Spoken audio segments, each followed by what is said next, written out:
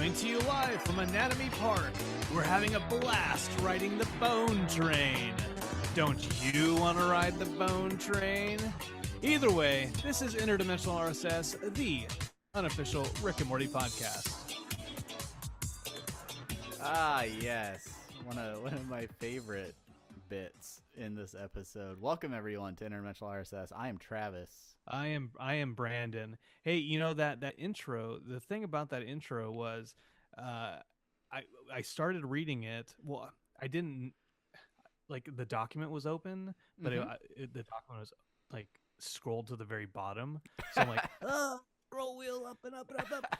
I think it's Anatomy Park. Okay, yeah. I'll figure out the rest. So there you go. Hey, you nailed it. I thought you did a great job, Brandon. Welcome, everybody, to Interdimensional RSS, the unofficial Rick and Morty podcast.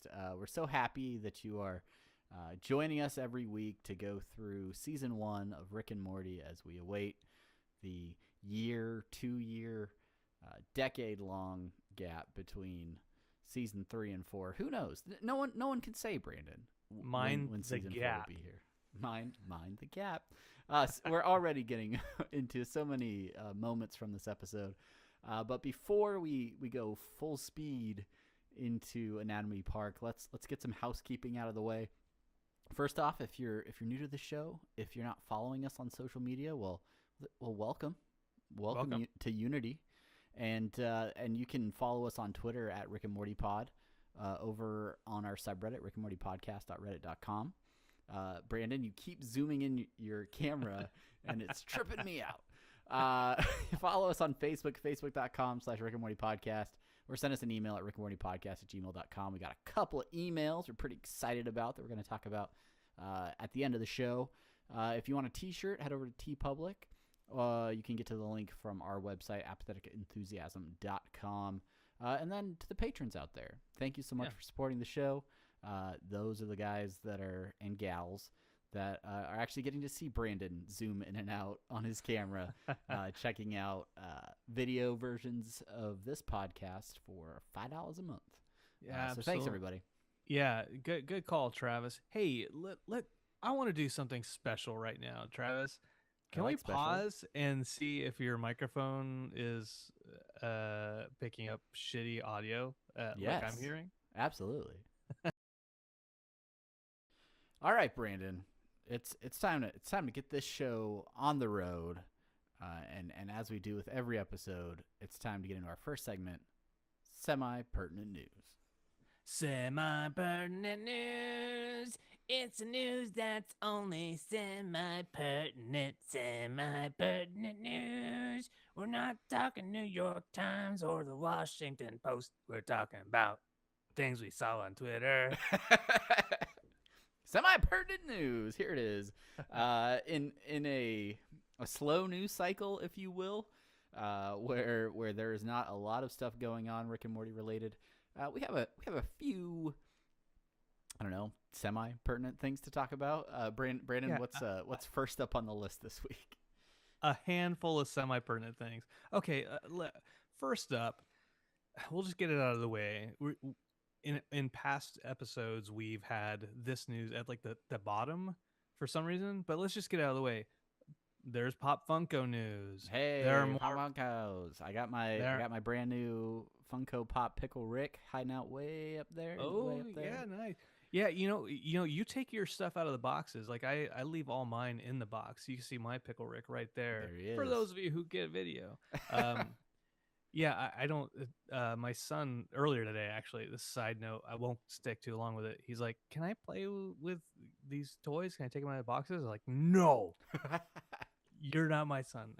So anyway, so okay, like this. Let's just round out semi-pertinent news, right? There's a bunch of new Funko Pop stuff to talk about. Again. Not just the pop vinyls, but Funko debuted Plushes. a bunch of stuff at their, I think it was the London Toy Fair. Action figures. I didn't realize how much stuff they made, but you got the pop vinyls. There's a new series of those. We talked about a few of them last episode. Plushes. Those plushes. I got a few of those Action guys figures. up here. Action figures, right here. But yeah, and so there's a whole new series of action figures, which if you collect the entire series 2, you can make a Crumbopulous Michael. out of them. The first series, if you collected them all, you can make Snowball in the mech suit, which Hell was yeah. featured on our previous episode. If you missed that, Yeah. but yeah, along with that, they've got a bunch of the new blind box, like minifigs, all kinds of stuff. Just stuff to throw your paychecks at. Oh my god. But I want to ask, Brandon, you mentioned you keep all of yours in the box. Mine are all displayed outside of the box. What is your rationale for keeping them in the box? I'm not shooting for any. Oh, there's a mosquito. Get the fuck out of here, mosquito. I'm not trying to like save them and then sell them later, or I'm like comic book guy, or like Right. keep them in the if it's plastic. exposed to actual oxygen. Yeah. Well, there's there's numbers on the boxes. There's artwork on the boxes, and for me, I look at, I don't just buy these Funko figurines just willy nilly. Like it has to be like the whole package, so to speak, Right. and Okay. that includes the box. I like Now I'm gonna say something here, because yes, all of the pop vinyls I have are out of the boxes. They're up on a shelf, and in part it's because I like the actual like item. I like the statue, the art of it a little bit, I guess, and I like to be able to actually check it out, see it from multiple angles, get a clear view of it. They're usually strategically positioned around like other characters from a series or things like that. Okay. But I'll be honest, they are removed very carefully from the box, and every single one of those boxes is stacked in this closet right here. There's a stack almost as tall as me now, and anytime I move or I'm moving them around, usually they go back in the boxes. So I don't think I'm like a collector that's ever going to really try to resell these things. If one of them happens to catch fire, I'll be happy to have it. But for me, it's just elements of pop culture that I really enjoy, and it's nice to have like a little actual physical version of those things. So. Yeah. The other part of it, and let's not belabor this too much longer. The other part of it is boxes make it easier to stack. And Yeah, there's like an Assassin's Creed pop vinyl somewhere that I got in like a loot box or loot crate, and I don't even think he's on display because he's like kneeling down, and the balance on him is totally off, and he falls all the time. So I don't even know where he is right now. But maybe he's anyway. trying to jump off. He's trying to jump into a hay bale. Hey, Bale. Hey. Anyway, Okay. so yeah, Anyway. tons of toys. Go check them out. We'll leave a link in the show notes. I'll commit to doing that as soon as I find the link that I sent to Brandon like a week ago. The very, very last thing I want to say about that is, come on, Pop Funko. Like you give us so much stuff, and it's there's part of me that is a little, I'll say annoyed, just because I can't find a better word. Where I'm you okay, slow down, like oversaturated almost. Or yeah, a little bit. And the fact that we're looking for semi-pertinent news every 2 weeks, and then like, oh, Pop Funko comes out with new stuff. We're going to change this segment to semi-pertinent news brought to you by Pop Funko. If they are willing to send us this stuff, absolutely we will. But until that time, there is a ton of stuff that they're throwing out there, lots of licensed merchandise, things like that. But at the same time, the show's popularity, there are a lot of people that are clamoring for these items. Clamoring. We've talked in previous episodes. I don't know if it's on this podcast or on Apathetic Clamoring, but like, I don't like to buy pop vinyls online. I prefer to try and find them like in person. Yeah. And I bought that Pickle Rick online. I had it shipped to my house because it was just one of those things that like I was like, I really want to make sure I get my hands on one of those. So yeah. Heck yeah. Anyway, I bought mine from the local new comic store. And they're pretty awesome, those guys. So I'm going to get start getting my comics from them too. So and they listen to this, so I'm not trying to say hi to you guys, but hi.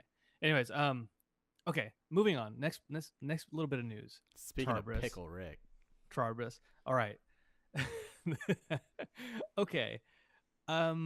This next little bit. This is like semi pertinent because it's not even like slightly bit pertinent, really. But we got tagged in a tweet by this young gentleman, this young, well endowed gentleman.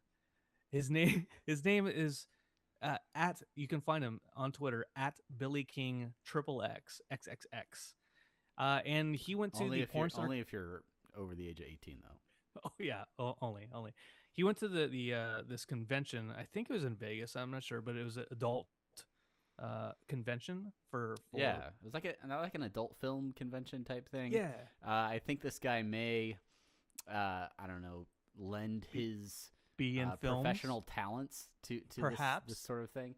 But he attended as a Rick. He went cosplaying as Rick, a shirtless Rick, and he tagged us in those tweets, and we thank you for that. And I mean we're talking about it now, so I guess the tag worked. Congratulations, Billy King. I just thought, dude, I was cracking up. That's just like I've never in my life before dreamed that I would be associated with an adult film star. Yeah, it's awesome to me. Anyways, I did. All of your dreams have come true, Brandon. I did actually get some audio from him at this convention.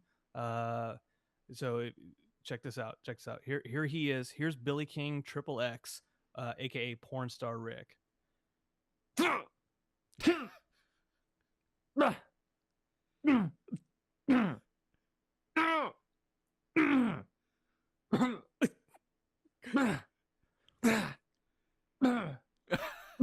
This is Billy King Triple X. How long is this clip, Brandon? Should just played that over the whole background as we were. This clip goes on for like 20 more seconds. Okay, I'll stop it. All right. Anyway. All right. Well, thanks for the short out on Twitter, and I don't want to know how you acquired that sound clip, Brandon. Well done. I 100% expected you to play a Rick and Morty sound clip. So anyway, let me just say that maybe we'll get like a dozen more 1-star reviews from that little segment, but I'm so happy. Okay. Anyways, all right, Brandon. Let's break into a subcategory of semi-pertinent news, and this is something that you've really taken on as your baby. So why don't you hit us up with this next bit? I don't know what is it. Yeah. Well, you know, as we're looking for semi-pertinent news, we don't always see any. We don't even see anything necessarily. But what we do see is we see Dan Harmon tweeting, and because we usually pull from him for semi-pertinent stuff, we're going to introduce a sub-segment, which may not happen every week or every 2 weeks or 4 weeks. This is the Dan Harmon tweeting minute. And I've got a sub song for it. Okay. It's the Dan Harmon tweeting minute. When Dan Harmon tweets a minute, and he does a Harmon block a minute. Minute. Okay. Anyway, so I might change the song. I don't know. We'll see. Here's what Dan Harmon's tweeting minute is about this week. So he put out a tweet, and the tweet says, "This is always in my recommends. Was afraid to click for a year. Finally did. Entire thing is based on 5 seconds of audio from my podcast where I use 304 as a generic placeholder number. Can we go beyond ending net neutrality? Just close the internet."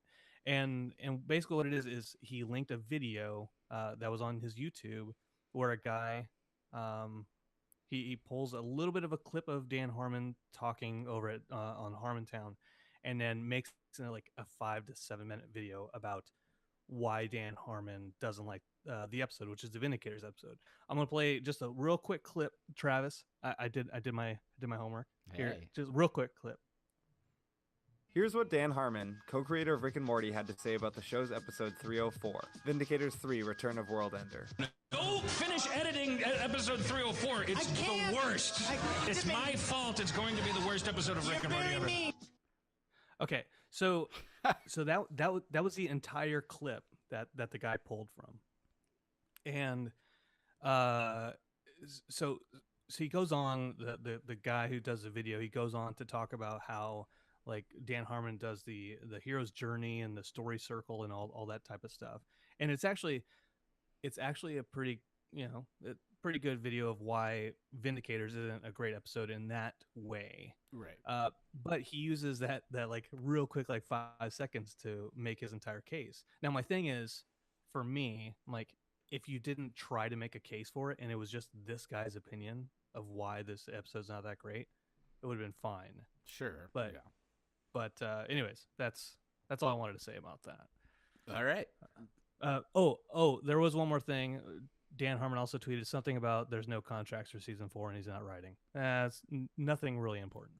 I'm sure lawyer Morty is involved in the whole process.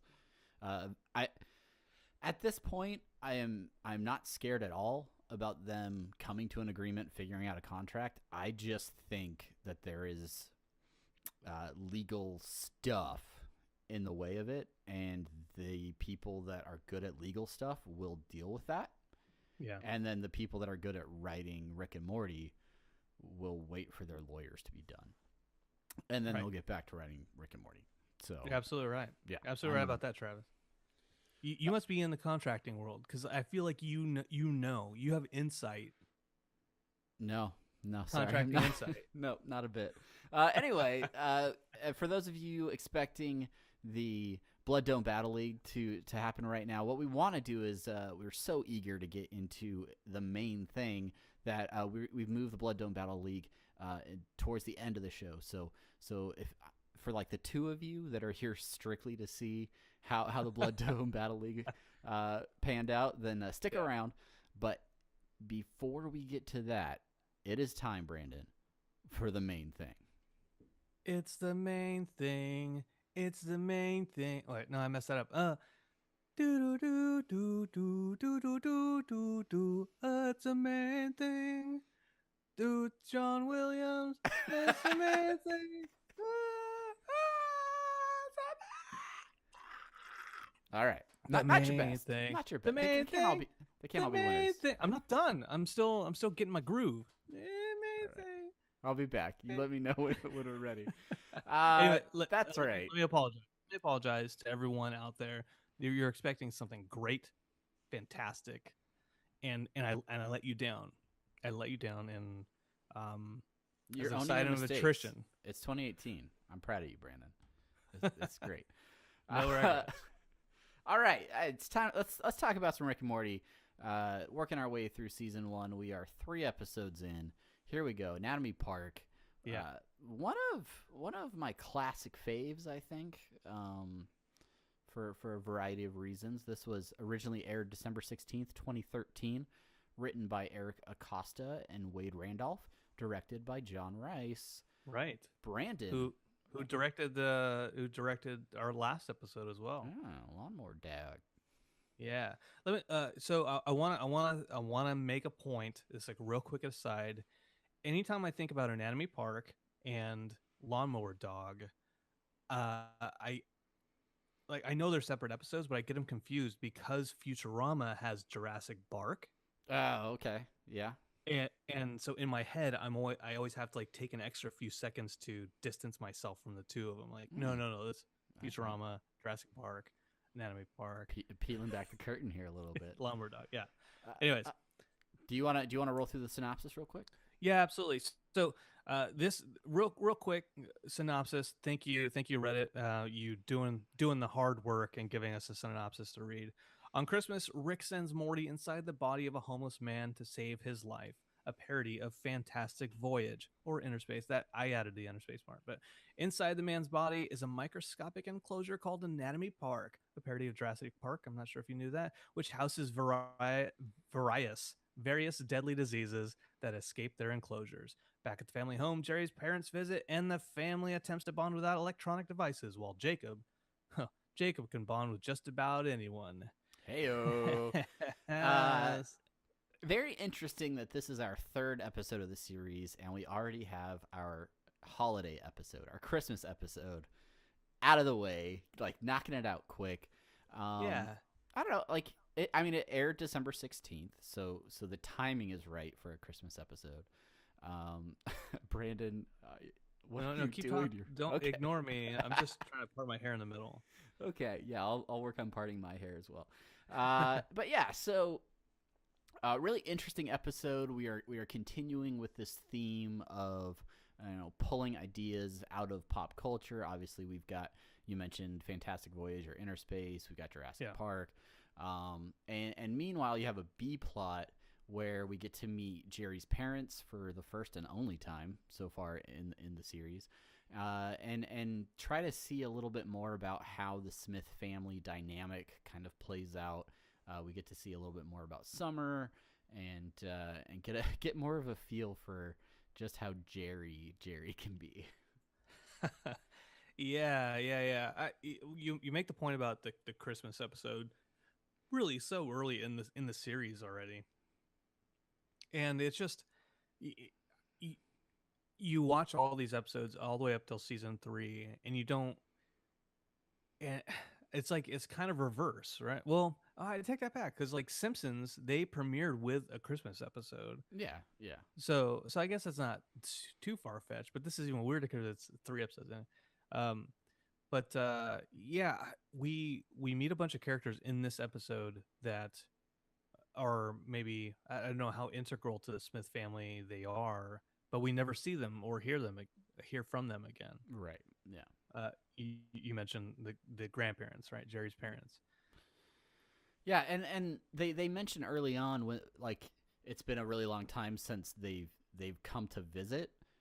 So I guess it makes sense that like we get early on that these aren't going to be people that are on the show often, because they haven't been visiting a lot. So it's not like we're expecting these to become regular characters necessarily. Sure, yeah. But obviously Jacob shows up unexpectedly with the parents as well, and then Jerry is in for a happy human holiday. That's it broadens his horizons a little bit, I think.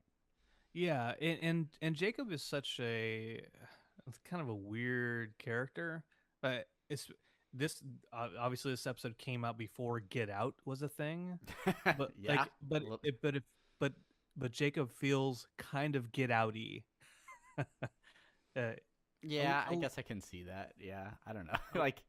like when the dude. So if you haven't seen Get Out, spoiler just for like 2 seconds. Like one of the guys for white people are making sex slaves. Anyways, that's as much of the spoiler. The beauty of it is the video version is not getting any of that because you completely like glitched out, and I didn't hear it. I forgot to turn my spoiler filter off. That's why. My bad. Anyway. Travis, I mean, so in the world of Rick and Morty, all the episodes, how do you feel about this one specifically? So this was an early front runner for me as a favorite episode. I think this was the first episode where I really got hooked on the show. Now, I think I've mentioned this before. The first time I started watching Rick and Morty, I was kind of sick. I was sick in bed. And and so I think I wasn't fully with it when I watched the first couple episodes. But by the time I got to episode 3, I was 100% on board. Jurassic Park for me was one of my earliest favorite movies. It was a movie that I saw more times in the theater than any other movie I think in my childhood. Just really, really into Jurassic Park growing up. So the parallels to that film, I was really excited about. And then and so I think it still holds a pretty high place for me as far as ranking all of the Rick and Morty episodes. Yeah, I absolutely agree with that. There's something about the Jurassic Park that, I mean, even going beyond this episode, you and I, we were both pretty much the same age when Jurassic Park came out in the theaters, and it was Steven Spielberg changed something. He captured that magic in me as a kid. And so when this episode came out, and I watched this episode, they they managed to take everything from Jurassic Park, the feel of Jurassic Park, and just kind of turn it on its head and Right. like incorporate like all these like little uh, in references to the movie in a different way for the body of Reuben and all these diseases that are Yeah. inhabiting him. And I think that's, if you combine Jurassic Park, like the anatomy aspect and the way that they were able to change everything that they did to kind of fit that theme of Anatomy Park. But also, like, theme parks were huge for me growing up. I was always a huge Disney fan. Grew up going to Disneyland quite a bit, and so I think like my obsession with theme parks and Disneyland, and then the way that they used some of those like conventions that you find in most like theme parks or amusement parks, and injected that into the episode. It just really rounds it out for me. So when Morty first arrives at Anatomy Park and he's walking through, they have like turnstiles. He's kind of like checking it out. Like there's like a monorail system. He finds Pirates of the Pancreas, which, you know, obviously a direct nod to Pirates of the Caribbean in Disneyland or the Magic Kingdom. But yeah, and just the way Rick really fights for that, even though it doesn't make sense from an anatomy standpoint, but he just wanted to get pirates in there. Like, I don't know, that's one of those bits that I really continue to enjoy, even when they're like fearing their own death, and Rick's like, "Hey, if you got the time, I mean, really give that Pirates of the Pancreas a try. We don't whitewash it, okay? They're real rapey, those pirates. They're real rapey. Yeah, you know, I've never. Maybe it's because I'm open to it. I never understood why everyone had an issue with Pirates of the Pancreas, because the fact that there's an attraction inside a human body, like an attraction called Pirates of the Pancreas, doesn't seem absurd to me at that point in time. Sure, but we asked ourselves, we said, what does a pancreas actually do? Does it make pirates? No, it makes insulin. Monument to, what is it? Monument to failure. Yeah, or something like that, yeah. Anyway, Monument to Compromise, I think is what that. Oh, yeah, that's right. Yeah, Monument to Compromise. Anyway, so Morty very quickly finds Dr. Xenon Bloom, voiced by Last Week Tonight host John Oliver. Gianna Oliver. And who is a fascinating character, the only really like non-human character in the party. And they never go so far as to really explain who or what he is or how he came to be. Right. Yeah, he's just there with a walking stick. Yeah. He's got. I tried to look inside to see what was inside, like the top of the walking stick, to see, you know, because like John, like a mosquito type thing, yeah. Right. And it's just kind of like a blobbish type thing, but clearly he's a John Hammond character if you're a fan of Jurassic Park. Yeah. And he gives some of the funniest lines, not like they're not like exaggerated or like trying to be funny, just the subdued way John Oliver says them, right, makes you laugh out loud. Like I say the Bone Train line all the time, all the and time. The most inappropriate of I'm at a meeting at work, and they're like, "Brandon, what do you think? Like, do you want to ride the Bone Train?" What about you, Morty? So one of the things, and we'll talk about the content of the story and things like that, but credit to the animators when we're talking about Dr. Xenon Bloom, because he has sort of like a transparency to him. He's some sort of like cell like type of organism. So in many of the scenes when you see him running around, you can actually see through him a little bit. And as he's passing in front of different things, the animators did a really great job of making sure that you could actually see what was behind him, which it would have been very easy for them to kind of cheat and just make him light blue or something and not go so far as to try and make a blurry version of the background. But they did it, and it's one of those subtle things that maybe you don't notice the first time watching, but when you're studying it, maybe for a podcast, it's one of those things where I was like, wow, this was very well done. There was something similar, and you're right about that. When Morty first gets into Ruben's body, and it shows his face, and he's got like the fish bowl on his head, right? And there's the reflection in the fishbowl of Anatomy Park, and everything's backwards. It's just a very, very small detail, but these are things that you end up noticing. And on Reddit, they mentioned production notes, the art director James McDermott and color lead Jason Bosch. I'm going to say that's how you pronounce that name. With like the backgrounds, and you mentioned Xenon Bloom and seeing the backgrounds before him. I was amazed actually when I went back and I paid extra close attention to just how detailed some of the backgrounds are. And like they're in the intestines, and there's all these like different shadows and all these different forms that are there, that I'm like, I can draw one 2-dimensional character. It's amazing.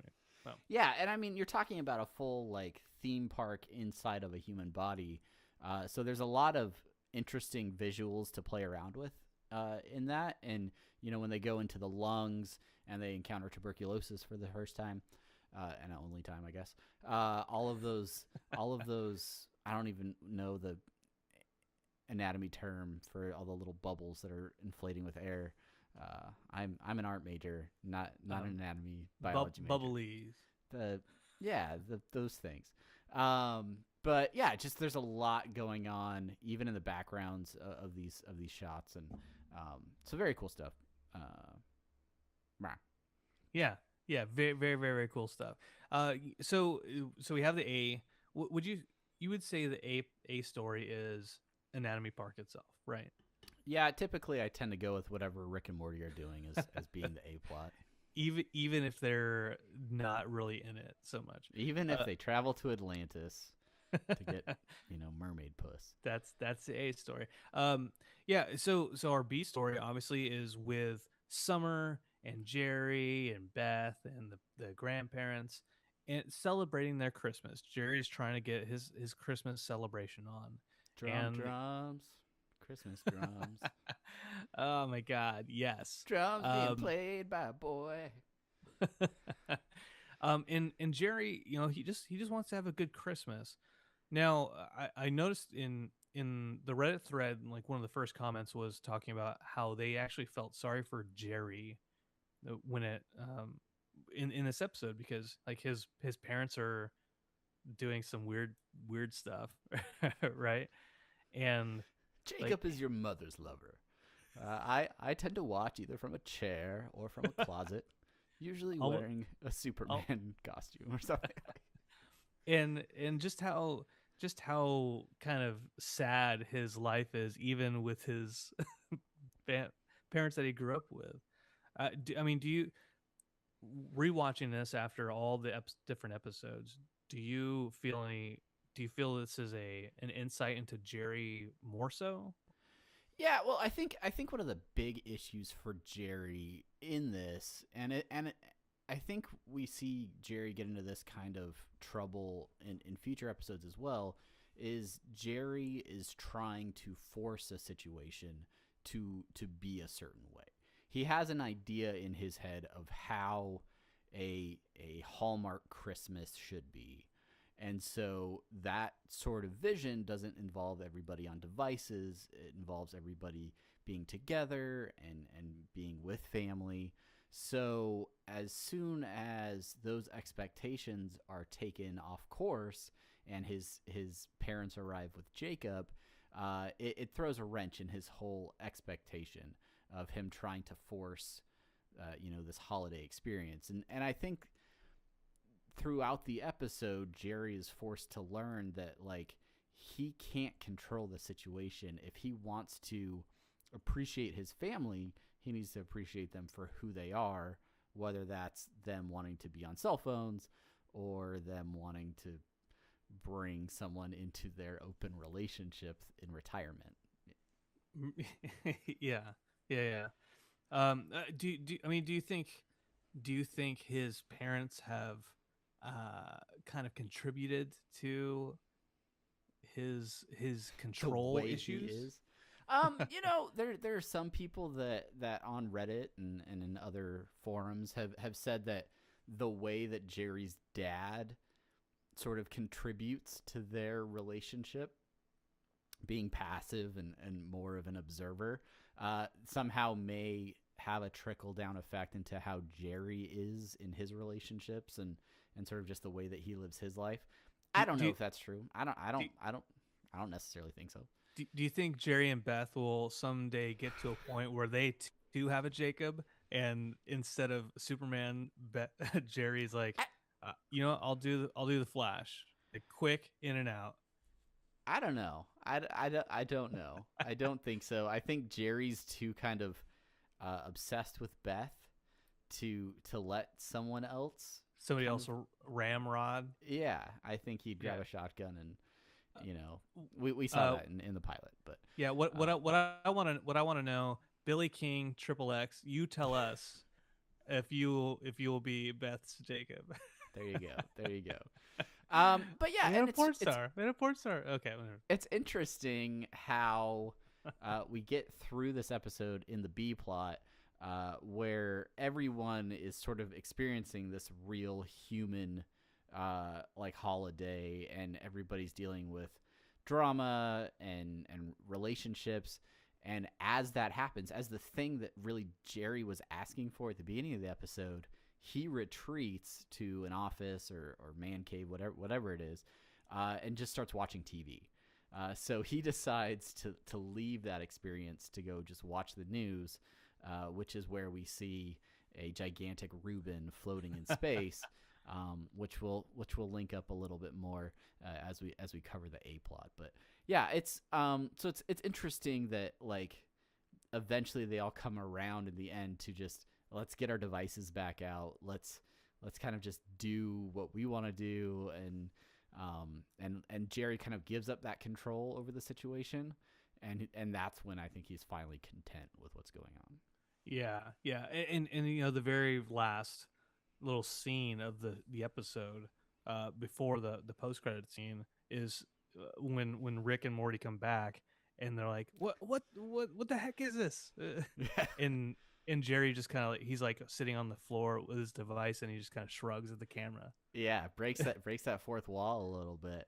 But yeah, which typically is reserved for Rick. But Jerry gets a quick moment. But yeah, I think that's funny, and I think that line by Rick coming in and being like, "Can't believe this is what you're doing on Christ's birthday," after he just came from blowing up a gigantic homeless person. Like he didn't necessarily spend the day in the most virtuous of ways. Yeah. I want to say about the exploding Reuben and the events leading up to that. All right, so Unity, you've seen the episode dozens of times. You know that Morty goes in there. He has some adventures, and then in order to fight some diseases, fight some corporate espionage, and he eventually, Rick equals them out, so makes Reuben really, really big, so Morty will be normal size, and then he makes Reuben explode with dynamite. Yeah. Anyway, so after that, like, all the news is reporting about a gigantic homeless person. Feet. We've got feet on the West Coast. And you know what they say about feet? Whatever that is. Large, even compared in relation to the rest of his body. And everyone is just so chill about this gigantic homeless person. Like, all naked the news, homeless person that's just yeah. And Jerry says to the family, the news says not to worry. And then I Ruben think explodes. like the exact line is like the TV says it's gonna be okay. Like the fact that he just like trusts that the TV is gonna tell him the right information. And then Ruben explodes, and it's raining blood. And then they go turn on the TV, and the anchorman's like, yeah, so everything will be fine. Yeah. Fine.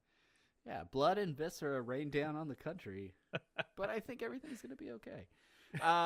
Which for as far as Christmas episodes go, Rick and Morty is the type of show that can end with it raining blood on the house, and to really kind of close out a Christmas episode.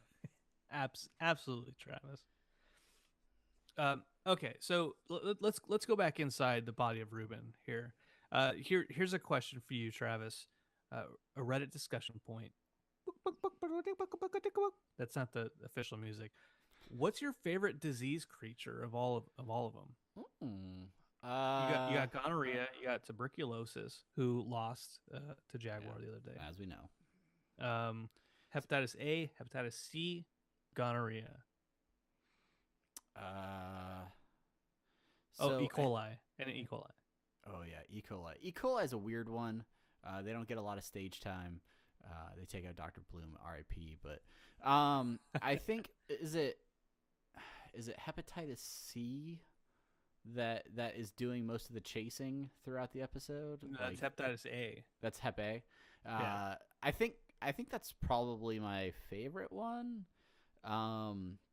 Just because it's just kind of like the coolest looking. Like I guess Hep C ends up eating it and he's bigger, but he's way less threatening. So I mean, I think they're just like that. So okay. What about you? Which one's your favorite? I think I will choose E. coli. Just to give the underdog a chance, because they are such a uniquely designed disease in this episode. Yeah, and I'm not really sure like where they got the idea for the design of E. coli, because like they have like the like glass dome on top, but then there's like I don't know how they almost look like they're robots that are being controlled by a disease. And there's some backstory there that we didn't get into that should be unpacked in a fan fiction. You guys send us the links of whoever's doing that. But yeah, like the E. coli. You send us your E. coli fanfic. Yeah, hit us up at Rick and Morty Pod. Yeah, but I think they do a good job with the diseases, and it's a good way to make some really cool looking, Rick and Morty monsters. When they're not dealing with an alien planet, we're dealing with something that's here on Earth, but they can still get some cool creatures into this episode. Very, very, very astute of you. All right, young man. Thanks, old man. Okay, what else you got, Travis? You got some favorite bits for us? I do, and I think we should probably just roll through some of these because this could take a while. One of the only lines that we actually hear Ruben speak is when he is first brought into the Smith home, as Rick is explaining that this is an old friend of his that they've known for a long time, and he gives him a checkup every year. And Ruben just says Pearl Harbor, like, yeah, like almost like just enough unrelated to what Rick's saying to like make sense, but also like kind of just feel like a line that Rick said, all right, just if somebody asks what's going on, just say Pearl Harbor, they'll drop it. Like, yeah. And a couple seconds later he mumbles, and this is part of my favorite bits, he mumbles Korea. just pick an old war. It'll be fine. But yeah, and Ruben's an interesting character, just the way he's the fact that Rick says you don't agree to have a theme park place inside of you if your life's going right or whatever. Like, yeah, he's been on some hard times for sure. Yeah. So I mentioned my Korea, so it's actually your turn again. Oh, okay. Well, I mentioned this at the top of the segment, but all the Jurassic Park nods in this episode, we do have a lot of them. Even the Anatomy Park sign is straight out of Jurassic Park. There's the scene when Morty is trying to hit a home run, maybe with what's her name, Annie. Annie. You can put your fingers anywhere. Morty, get to the left nipple. I'm trying to get to both, Rick.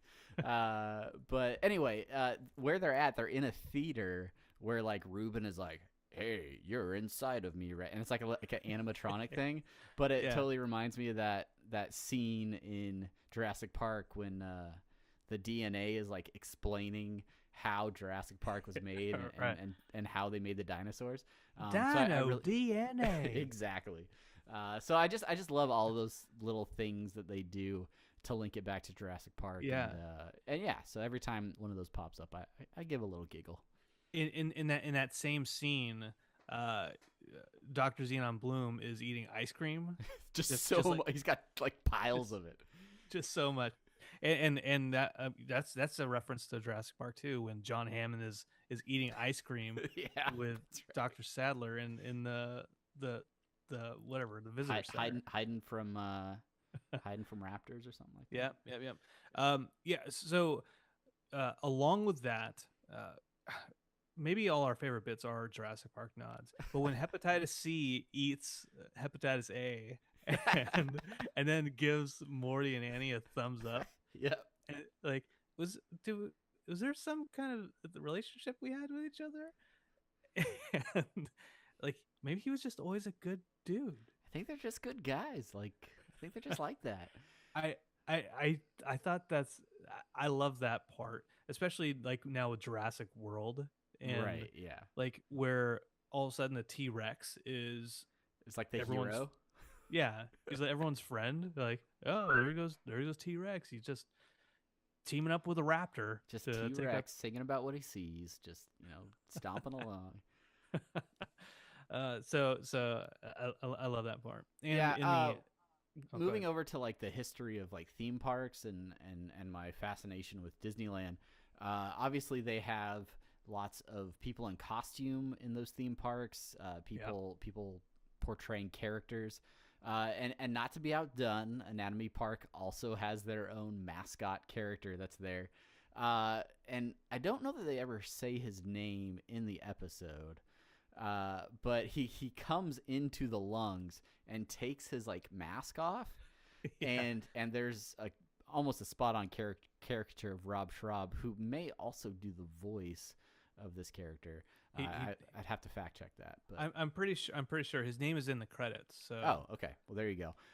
But as soon as he takes the mask off, Dr. Bloom turns around and like berates. He's like, "You put that back on!" Like there are no guests. There is no reason why he should have to wear that. But like just that commitment to like that theme park like magic. Like, no, we cannot see who's under that mask. You have to keep wearing it right up until the point when he's sucked out the lungs in a cough and his body is ripped apart. I think he says his name is Alex when he's getting sucked up. Yeah, he says his actual name as he's being like the skin is being peeled off of his face. Don't go to Disneyland and take off your mask. Okay, you will get fired. No, that's a bad call. I did have on here that everyone is being so chill. That cracks me up. But you know that part because I told you that part already. So instead, I'll go with my next favorite part, and here's a little bit of an audio clip for you on that one. Drummer, drum, drum, drum, drum, drum, drum, drum, drum, Christmas drums. Oh, sing it, Summer. Christmas drums being played by a boy. She starts like scab she's so into it. I would be playing League of Legends with my buddy in Korea, and I would be like, oh god, we gotta go get this waypoint, and he'd be like, drummer, drum, drum, drum, drum. And yeah, so this is one of my earliest memories of Rick and Morty. So it always gets me. Yeah, Drummer, it's drum, drum, drum, classic. Finally, one of my last favorite things, and it's very like you almost don't realize it if you like maybe on your first viewing, but they're fighting to keep Ruben alive, and then all of a sudden, like he flatlines, and it shows Rick, and he's about to try and cure like the tuberculosis or something, and then Ruben flatlines, and he's like, well, he's dead. Sorry, I can't cure death. Zero attempt to resuscitate Ruben, like whatsoever. If you watch a typical like hospital drama, like they'll spend an hour like doing CPR trying to keep him alive, but they're like, oh, he's dead.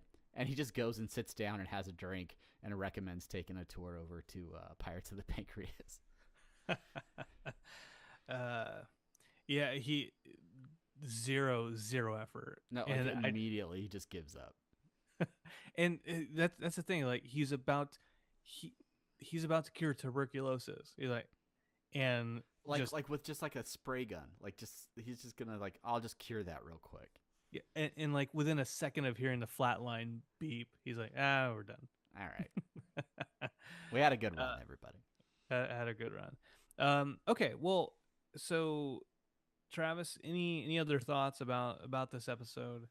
Yeah, I mean, I think we'll talk a little bit more about some stuff in listener suggestions, but this for me is a really great episode, and I think we're starting to get into a rhythm with Rick and Morty. Three episodes in, we're realizing sort of some of the typical conventions of the show.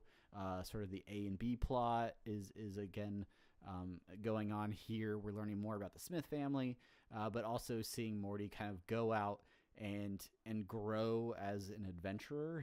He's not with Rick. I mean, he's being guided by Rick over the speaker, but he's out on his own and sort of doing sort of a solo adventure with the rest of the team, and yeah, so it's cool seeing them get into some other situations like this.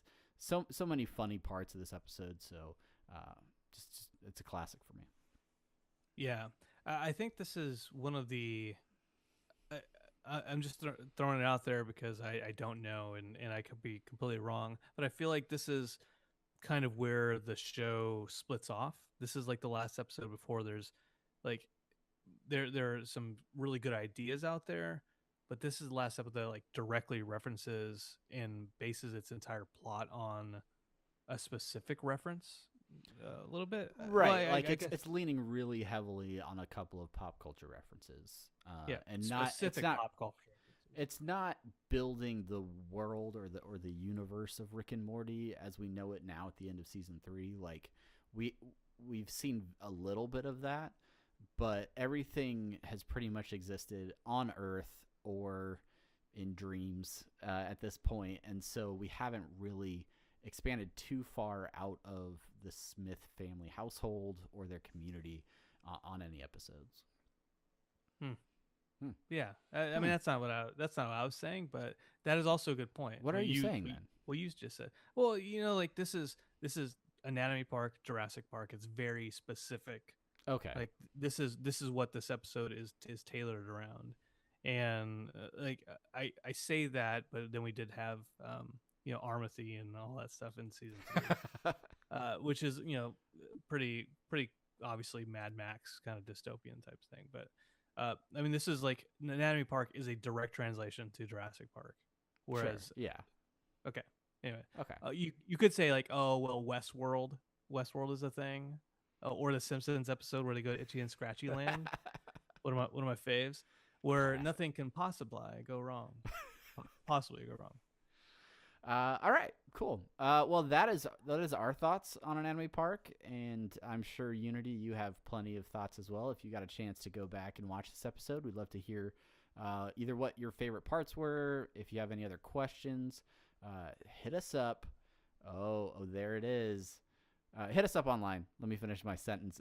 Brandon is slowly bringing up into the frame of his camera the Anatomy Park board game, Yes. which he happens to have a copy of. Yeah, And Travis, you and I, we didn't get to play this together. No, but we didn't. But I did have some friends to play it. I did do like a little video review of it, and my video reviews suck because I don't know how to do that. I don't have practice doing that. But yeah, so Cryptozoic, they sent us a copy of the Rick and Morty Anatomy Park board game way back when. Yeah, And- right when it was coming out. Yeah, and everything that's in this episode, it's so cool. They take all like the different kind of attractions and some attractions you hadn't heard of in the show, and they put it into a game. And then you have like all the characters. You have Annie, you have Dr. Deanna Bloom, obviously Rick and Morty. And yeah, I mean it's awesome. It is a when you talk about board game tie-ins, Tyson's? Mike Tyson's. Mike Tyson chickens? Like this is a good, perfectly good tie-in, which I think all the Rick and Morty. It's not like a conventional, just like rip off type of like, oh, we'll just skin like Monopoly as Rick and Morty. Like they put some thought into it, right? Like they, the way that you actually like build the park with the individual like game tiles and things like that. I mean, I think it's cool. I haven't played it. But I've watched your review of it on our website. So Sorry. everybody go check that out. And I apologize again for anybody who actually goes to watch that. All right. And I guess one last thing I'll say is head over to the Reddit post. Head over to our subreddit, but also head to the Rick and Morty official subreddit to leave your thoughts on this episode, and we'll be checking that throughout the next couple of weeks as well. All right, are you ready, Brandon? Are you ready to roll the music? I am ready. Because I think you know what time it is. Oh, you know damn well what time it is.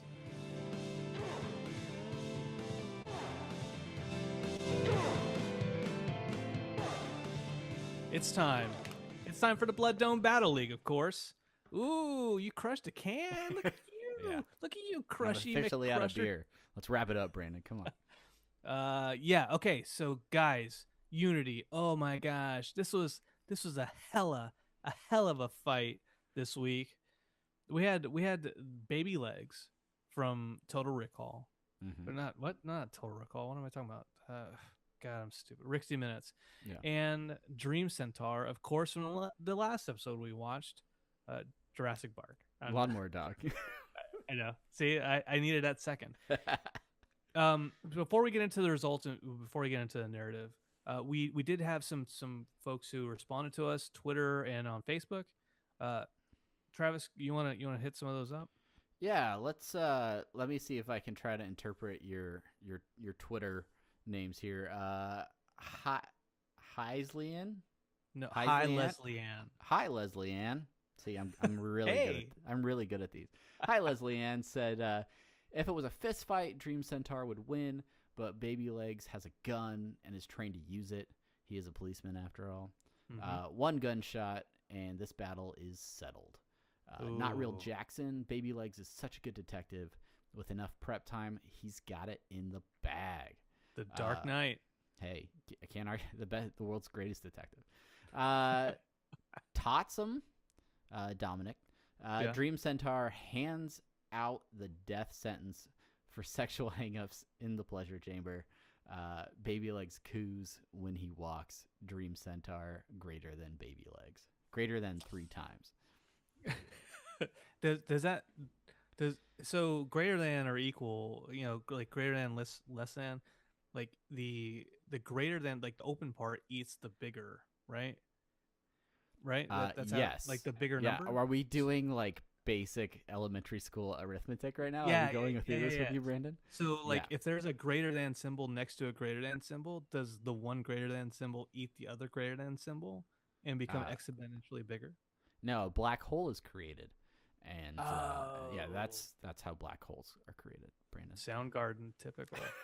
Okay, so Travis, I want to say thank you ahead of time for writing out the story behind the battle. Who will win in the Blood Dome Battle League? Here we go. What happened, everybody? It's a cold, dark night in the city, and the streets seem to go on forever. Baby Legs was out on those streets looking for answers, looking for justice, looking for the man that killed the only partner Baby Legs had ever trusted. And there was no way Baby Legs would rest, no nappy time for him, until he found Regular Legs' killer. The best lead Baby Legs had took him right into the heart of the city, into a den of sin where, if half the rumors were true, it would make even the most promiscuous perpetrator go red in the face. Baby Legs was able to slip into the building via a very short window, and once inside, his vision was flooded with every form of sexual obscurity. The creatures were unlike any he had ever seen, and for a brief moment, he knew this had to be a dream. Baby Legs shouted into the room, "You disgusting pigs! What have you done with the Regular Legs?" And in that moment, Baby Legs heard the sound of hooves moving behind him,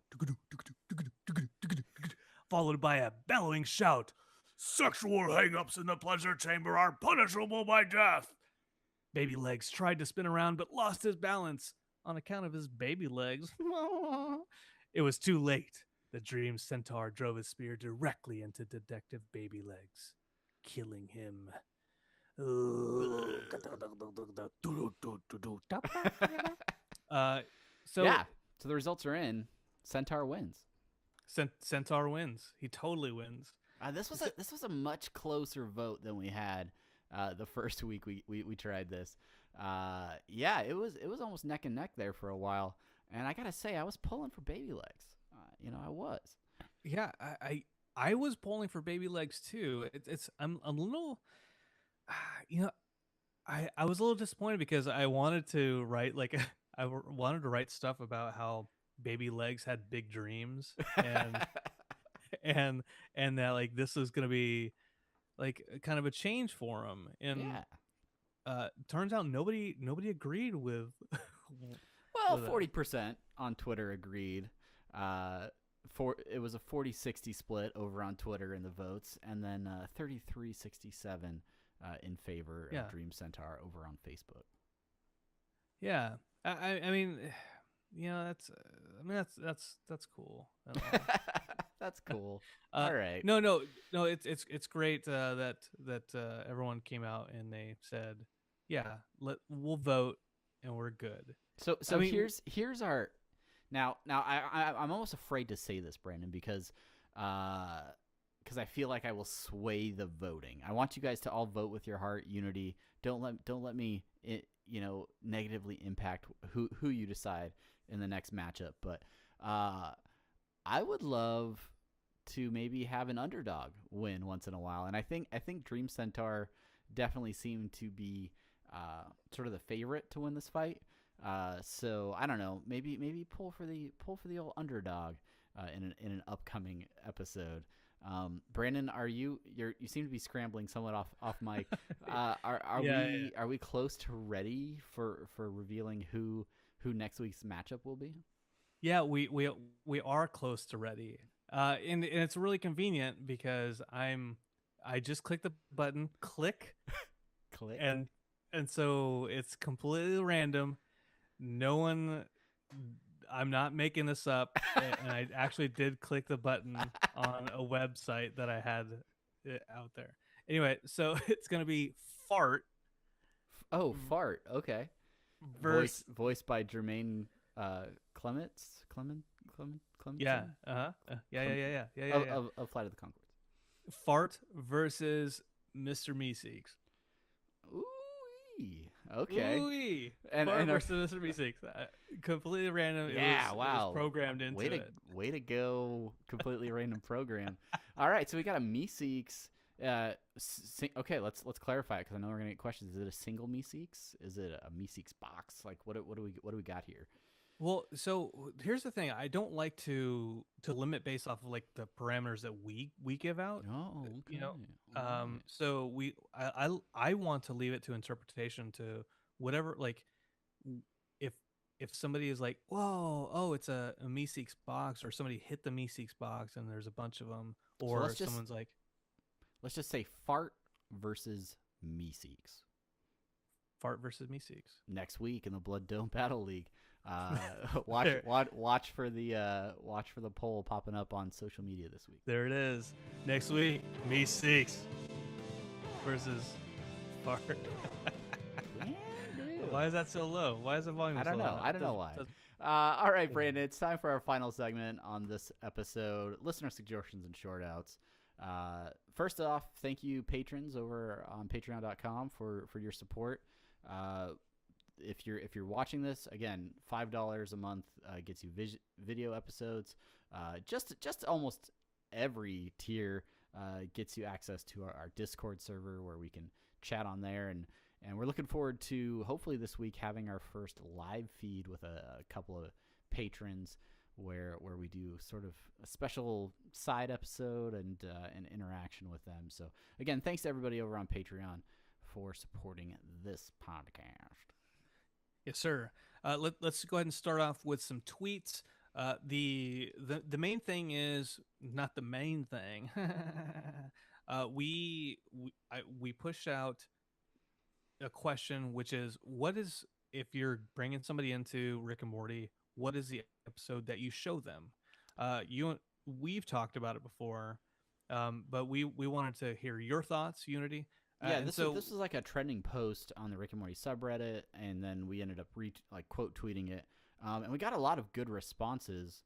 I guess we'll start with Stacy's Parlor, who said probably Lawnmower Dog. It's better than the pilot, super funny, and early enough in the show that you don't have to know a lot of the backstory. Also, Scary Terry. So, which is, I think that is a very solid choice. I would probably skip the pilot for most people if I was showing them. Absolutely. Let's see, Total Recall, Anatomy Park, which is what we just talked about, and I would say yes, definitely Anatomy Park or Lawnmower Dog. Those are like the two that I usually kind of rally around.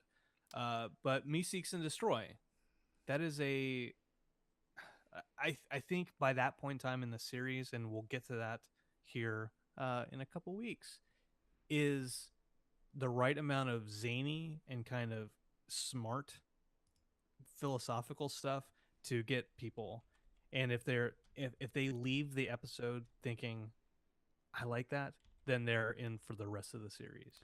Yeah, definitely. I think some of the early episodes that cling very closely to like an existing pop culture, story, whether it's Lawnmower Dog or Anatomy Park, I think that's a good entry point for people because they can get to know who Rick and Morty are in a safe space, if you will, right? Like they're like, okay, they're doing a parody of Jurassic Park. I get that. So they don't, it's not challenging them in like accepting the world quite as much, I think, as because they've already sort of have an understanding about those previous properties. Yeah. This is one that I didn't think about, and I like the thought of it. And I think it was Hi Leslie Ann who mentioned this, but Morty's Mind Blowers as an episode. Yeah, that was Hi Leslie Ann, which I mean, a really recent episode, but I mean, kind of a cool place to start, and I think the show's further along with Morty's Mind Blowers, where like it's peak Rick and Morty maybe a little bit, like season 3 is so polished in a lot of ways. I think that's an interesting episode because if someone's never seen the show and they watch Morty's Mind Blowers and they like it enough to be like, oh yeah, I'll watch some more, then they can start back at the beginning and see how effed up their relationship is, right? And almost be like lead up into Morty's Mind Blowers and be like, oh yeah, I can see how this ended up happening. Yeah, almost. Yeah. So anyway. So you mentioned Lawnmower Dog, Total Recall. I think somebody actually used Anatomy Park because it was a Christmas episode over a Christmas break to kind of get their dad into it. That was Sci-Fi Pie. Yeah, Sci-Fi Pie. And then Travis or Inked Inspector said Me Seeks and Destroy. We also had Levi Monster Paws and Dominic Cobb. So thank you everybody that responded to that tweet. You are awesome, Unity. We have an email from Demon Sassin. Demon Sassin. He or she writes, "Hey, I just had a few questions. One, I wanted to ask if you ever noticed in episode 2, around 235, and there is an eye that looks like a penis. Schleem's bumper sticker on Rick's garage junk spaceship. That I mean, it wasn't in the form of a question, but but we get it. Like I do that yeah, all the time. And then I always question whether I should put a question mark or not on the question because it's not really a question. Yeah, I'm bad at grammar. I will say that I think in this episode, when Ruben blows up, I think there's a testicle. I think there's a giant testicle that is in that image. Is it a repurposed testicle from Lawnmower Dogs where they just pulled an extra one out of the dumpster of human testicles? I don't think so. But to answer your question, Demon Assassin, the first one, no, I didn't. I'm not sure I did notice. Yeah, I didn't notice it. So good catch on that one. Yeah. And then second, I wanted to ask if you have any guesses as to why Rick left Beth for so many years, only to return and live in her house. Why would he return? Was he out looking for revenge, or is there more backstory? Obviously, he met Unity in that time and some others like Bird Person. Any ideas, Travis? So I think this is going to be one of those big questions for the show that may never get answered, or is being held back by the writers for the right time, for the right payoff. But we don't know really where Beth's mom is or what her fate was. We have the version that we see in the season 3 premiere, but that again was fabricated. So I don't feel so much that maybe Rick left Beth as much as he left the life that he had with Beth and her mom. And I don't know if it was Beth focused as much as it was Rick focused. Like he probably left sometime when she was a kid. I would think. I don't think that. I honestly don't know if he was around like when Jerry and Beth first started dating. Like I kind of have issues with the timeline in that because like he's aware of that, but like was he there? Was he there for that? Like I don't know. What do you think, Brandon? Yeah, I don't know what the timeline is either, Travis. But for me, and not digging too deep into theory craft, I feel like if he left her for a long time, it was for some kind of Rickish good reason. Because throughout the series, he's shown enough compassion in his sociopathic way to where he still cares about people, even though he's an asshole to them, right? Sure, yeah. And he's shown enough caring towards Beth that I don't think he would leave his daughter for nothing. They're like the Bird Person, Squanch, and like that whole like rebel stuff that's out there. Really we don't really know a lot about it, but it's definitely part of his history. Demon Assassin, I think you mentioned a little bit, with Bird Person in there. Yeah, I if anything, I think that's what it has to do with. So I think you're on the right track, but I'm not a writer, I'm not contracted season 4. That's right. He makes hints about the whole clone Beth thing and the opportunity to go out and like be a smart person out in the universe. There may have been some drive there to do that, and maybe that's how he got mixed in with Bird Person and Squanchy and the fight against the Galactic Federation and things like that. So I think he was focused on those aspects of his life and less focused on Beth and Beth's mom. And there was some reason, like either that part of his life sort of died down, but he felt the need to come back and sort of fix that. and bond with Morty too. Maybe it's just because he needed the sidekick. I don't know, Yeah. but yeah. So he's back, and we're all better for it. We're all better. This podcast exists because he is back. Yes, thanks, Rick.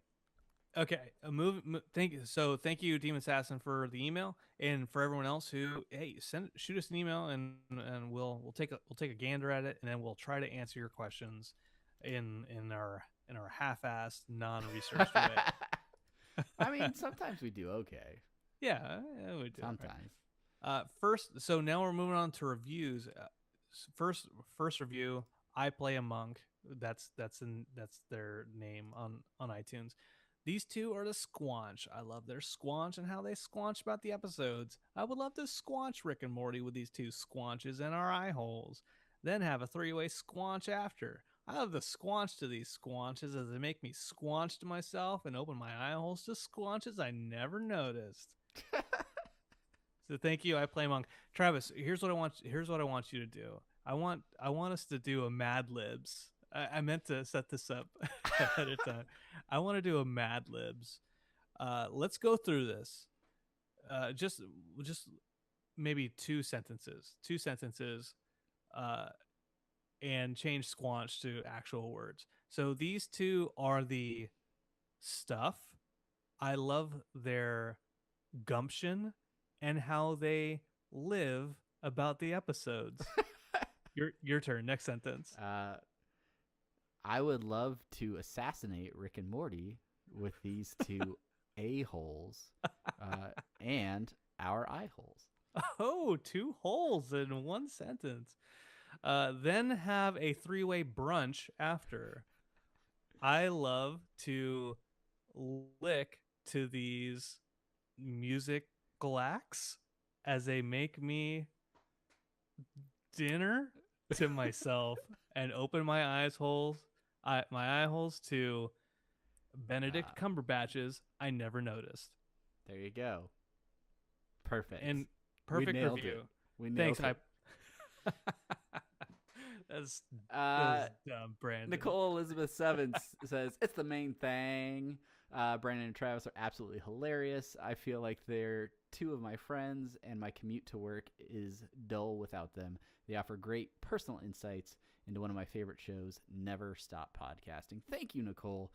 We hope to not stop podcasting. And guess what? We are your friends. Yeah, we are two of Unity, your friends.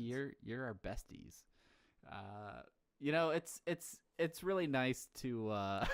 Did you just hashtag it? Yeah, hashtag okay. one love. Okay.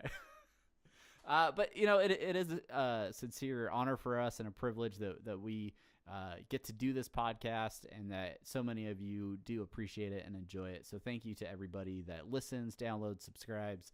If you leave feedback, if you leave a comment, if you send us an email or anything like that, we're trying to make a show that is for you, the fans, because we're fans. And yeah, a lot of these questions and things, they come from you guys. So if you get a chance, head over to our subreddit, rickandmortypodcast.reddit.com, but head over to what should eventually be a pinned post on the Rick and Morty subreddit, which will include everything we talked about in this episode, a link to the podcast. But you can also kind of leave your 2 cents in the comments there and keep the conversation going until new episodes arrive. And until then, we're going to do what we can to enjoy Rick and Morty. So thanks again to everybody. And if you haven't gotten a chance to leave a review, maybe this is your week. I believe in you. This is your week. Of all the weeks that have come and gone, this is the specific week that is for you. Yeah. Congratulations. Make the most of it. We're going to hold a raffle. Hold a raffle. And if we call your number, then good news. You get to leave a review. Yeah. So just wait by the phone, because we might be calling. All right. That's it for this week. Next week we have M. Night Shyamalan's. I believe that's episode 4. Yeah. You got it, Trab Bone. All right. So until then, go watch the episode, leave us your feedback, and then we will be back to discuss. Vote for the Blood Dome Battle League, Meeseeks versus Fart. All right. I am Travis. I am Brandon. And we will see you next time. Oh, yeah, we'll see you next time. We'll see you next time all the time. All the time. It's live. I gotta press the button. Yeah, you gotta actually hit the button for the music. Bye.